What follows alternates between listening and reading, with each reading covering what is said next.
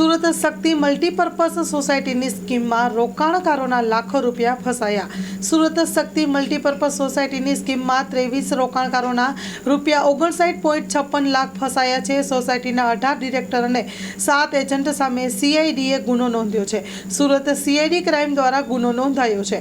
મહારાષ્ટ્રના મુંબઈ ખાતે રજિસ્ટર્ડ શક્તિ મલ્ટીપર્પઝ કોઓપરેટર સોસાયટીએ આકર્ષક વળતરના પ્લાન રજૂ કરી છેતરપિંડી કરી છે। નવસારી પંથકના 23 વ્યક્તિ પાસેથી કરાવેલા રોકાણ સામે રૂપિયા 69.56 લાખ રૂપિયા પરત નહીં કરવા મામલે પોલીસમાં મામલો પહોંચ્યો છે। સીઆઈડી ક્રાઇમ પોલીસે સોસાયટીની 18 ડિરેક્ટર અને 7 એજન્ટ સામે ગુનો નોંધીને વધુ તપાસ હાથ ધરી છે। સ્ટોરી રિપોર્ટ બાય સુરતથી સતીશ કુંભાણી સાથે કેમેરામેન ચિરાગ રાજગોર।